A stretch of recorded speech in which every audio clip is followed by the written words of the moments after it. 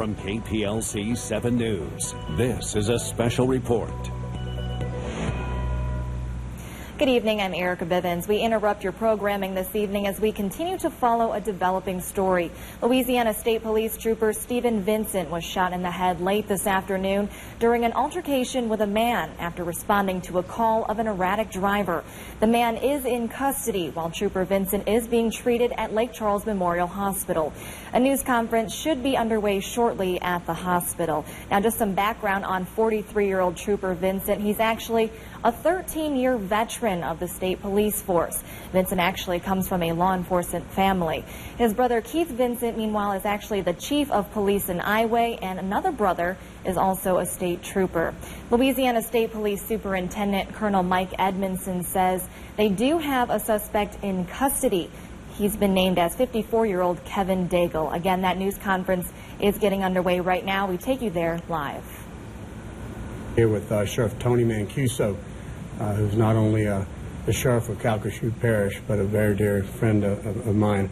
There's so much I want to talk about, and certainly I want to get to what happened at the scene sometime around 2 o'clock or 2:30 this afternoon. But I first want to talk about my trooper, Stephen Vincent. He's up on the 3rd floor right now, and he's fighting for his life. And when you think of what happened just a few short hours ago, it's not something he should be doing right now. Here's a good guy. His wife, Catherine, his son, Ethan, 9 years old. Here's a guy who loved to run. He ran marathons. He ran a marathon last night before he went to bed because he felt like it's something he wanted to do. He was a good, healthy guy. And as we're standing here, the doctors tell us his organs are in great shape. His heart is there, his lungs are there, they're all ready to work. But the gunshot wound to his head has messed up his neurological output. And simply, I guess as simply as I can put it, is his brain is just not telling the rest of his body what to do. So they're up there running tests. I got a chance to be next to him. I held his hand with his wife, and I just prayed. I didn't know what else to do, but I think that's what we need to do right now. Because here's a guy who gave his life 13 years with the Louisiana State Police. 13 years. I mean, here's a guy, 43 years old. Just a good person. It shouldn't happen like this. I went out to the scene. I saw the car. I'll tell you what did happen. Here was an individual that several people were calling in, said that it was suspected DWI. He was swerving all over the road in a pickup truck.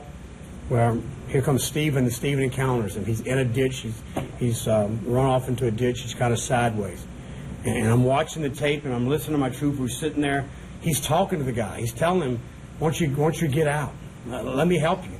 Come on out. I'll help you, and we'll call a wrecker to come get your truck, and then I'll give you a ride. I'll take you." Just trying to get him out of his truck. And I watched the tape a few minutes later. I watched as that truck door came open, and I saw a shotgun blast. This guy was carrying a sawed-off shotgun. Let me tell you something. That shotgun wasn't to do anything else but hurt somebody, kill somebody. That's what that was. And I watched that shotgun blast in that tape. I saw my trooper go backwards and then go back towards his unit where he was going to try to get some help out there. Then I watched that individual. I watched him. I watched Kevin Daigle walk from his pickup truck just wandering in the roadway and made it over to the trooper, talking to him, asking if he's alive. You could hear him breathing in there and tell him, "Boy, you're lucky. You're lucky. You're going to die soon." That's the words that came out of his mouth. Let me tell you, two to three. One stopped immediately, an incredible Good Samaritan, a civilian that was riding by. We watched him pass by on tape. He turned around and he encountered that individual. On his own, he encountered an individual carrying a shotgun. He wrestled away from him, and as he's there, some other people stopped. They got him on the ground, and they actually used my trooper, used his handcuffs, and handcuffed the guy. He's up there fighting for his life right now. I've asked people all across the good city of Lake Charles, the great parish of Calcasieu, across the state, and around this country to simply do one thing, and that's pray. His prayers, more than anything else, is what we need right now. Everything else is going to take care of themselves. I just left his wife a few minutes ago, and you know what she wants to hear? She wants to hear his voice. That's the word she wants to hear. We can tell her what happened. We can show it to her at some point. We just can't tell her why. And it saddens me to come to a situation like this for a good person, a good trooper, a good police officer. Thankful to Acadian Ambulance and the Calcasieu Parish Sheriff's Office for getting there quickly with my troopers and getting him airlifted here to the hospital. I've talked to a team of wonderful doctors who are sitting there saying, you know what, we're going to do everything we can. We just need that brain to talk to the rest of his body and say, hey, wake up. That's what we're asking God to do tonight, to simply wake him up. As far as our individual, Kevin Daigle is 54 years old. He's known to police in this area. He's been stopped many times. 54 years old, numerous DWIs. We've turned him over to the Calcasieu Police Department, or will do at some point. I know they were getting him checked out. He's going to be charged with attempted first degree to murder of a police officer and several other charges that will coincide with that. Just a sad situation that when you stop and think about it, this is not supposed to happen. These are first responders, police officers that are simply doing their job. They're going to help somebody off the road that could have hurt somebody else. And what does he do? He hurts the person that's going to help him. What I'm going to do before we answer your questions, I've got Sheriff Mancuso. This is his area. He knows it. He knows the family. My trooper's brother is the chief of police of Iowa. His other brother is a state trooper. This family lives and breathes law enforcement, which means they're good people that just want to help people. Sheriff Mancuso. Well, I want to say the same thing. You know, all of us, I see other law enforcement agencies here. We're all a family here. And, you know, as the Colonel said, our hearts are hurting right now, and it's tough. And as the troop commander said, we're going to still be out there tonight working for you. We don't have time to grieve because we're going to have to get out there and still patrol our streets and keep our neighborhood safe, and that's what we do for you every day. So as the Colonel said, I'm begging you and asking you to please pray tonight, not just for this gentleman, but all of your police officers around this world, in this state, in this country, in this city, because this is a tragic, this hurts all of us. This gets us right in the heart, and these people put their lives on the line every day in this community, and as the Colonel said, and we just want you to pray tonight for this trooper. We're going to do everything we can to put the bandages on and console each other, but right now we just need your prayers. So thank you. Any questions I have?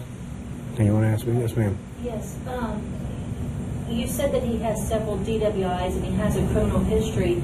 That seems like a big leap from DWIs to the type of attack he did on this police officer. Does he have other violent offenses on his record? He's got several things, but you know, I didn't see the adjudicated process, so I don't want to go into those. But certainly he has other things that would certainly concern us. But here's the deal. Whether he has a driver's license or not, and he did have a driver's license, I'm not sure if it was valid or not, but you can't be around 24/7. He got in his car, in his truck, and he decided to drive. He had a shotgun, sawed-off shotgun, in his truck. You know, why pull it out? You know, it was buckshot. At least 2 to 3 pellets struck the trooper. I watched it. I saw it happen. And there's no rhyme or reason for that. I mean, this is a good community, a good area. A little rural area off of LA 14 that is near Bell City. So my troopers are in that area all the time.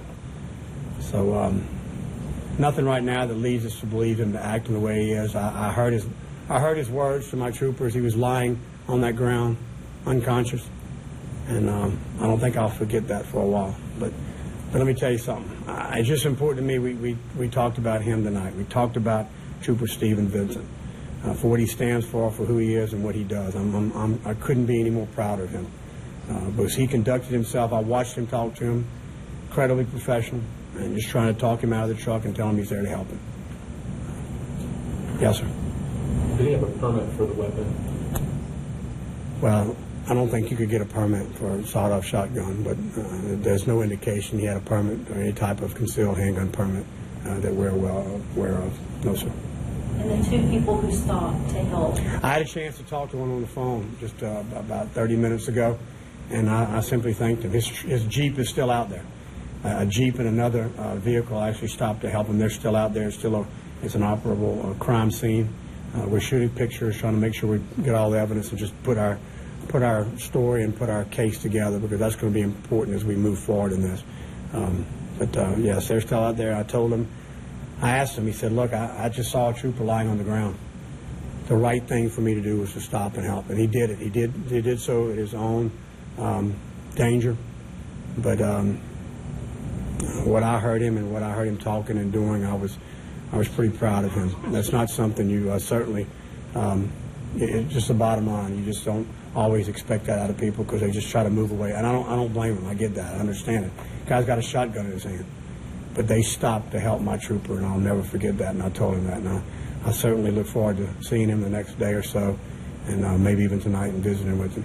I think that's going to be important. I'm sure they're mentally devastated by this, but did they have any physical injuries, the two people who helped? No, not to my knowledge.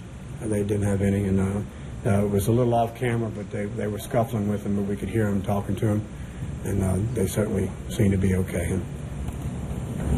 Anything else? We're going to work the case through the night. The good news is this guy's off the road. He's certainly not going to hurt anybody else. The really sad vision of this, though, is my trooper's up there fighting for his life. And I'm going to go up there, and I'm going to be with his wife. I'm going to be with his family. And we're just going to sit there and pray. More than anything else, my trooper needs your prayers tonight. He's got a long, hard fight ahead of him. From what I know of him, and I know him, and for what I see of his family, and know what he's about, his vision for his future is not to die like this. So we're going to make sure we give him everything he can to make sure he doesn't. Yes, sir. That video that you mentioned, would you all be releasing that? I'm sure at some point we'll all get to watch it, but no, it won't be anytime soon. But we'll get some information out to you as we go forward. My thoughts and prayers.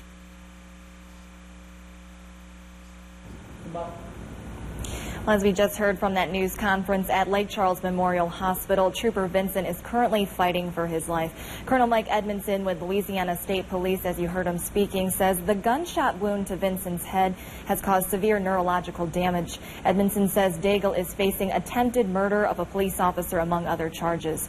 Vincent was responding to a possible DWI incident when that suspect, Kevin Daigle, reportedly shot Vincent with a sawed-off shotgun. Thanks to two Good Samaritans nearby, they were able to apprehend Daigle until other law enforcement could arrive on scene. Well, KPLC's Liz Coe is standing by from the scene near Bell City, where she joins us live. Erica, we're entering about hour 7 into the investigation now. Investigators are still out here working to figure out the details of exactly what happened here today. Now, a few more tow trucks have made their way out here to Frugier Road near Bell City, but none of them have left with any vehicles in tow. Now, the vehicle left in the ditch by the driver, Kevin Daigle, is still there, stuck in the ditch. Now, investigators have been closely examining the vehicle for the past few hours now to find out any more details about the shooter or anything that could help in the investigation. The Calcasieu Parish Sheriff's Office and the Jeff Davis Sheriff's Office have all been out here to find out some more details about the shooting and those involved. Now, no information about the investigation has been released aside from the fact that Daigle will be charged with first-degree attempted murder of an officer. And tonight on Nightcast, we'll have more details about exactly what went down today. For now, at your service, live in East Calcasieu Parish, Liz Coe, KPLC 7 News. Thanks, Liz. Again, Louisiana State Police Trooper Stephen Vincent, who was shot in the head late this afternoon during an altercation with a man, Kevin Daigle, is currently fighting for his life, as we just heard moments ago at a news conference from Lake Charles Memorial Hospital. That accused suspect, again, Kevin Daigle, is in custody. We'll see you back here tonight at 10 for Nightcast. For now, back to your regular programming.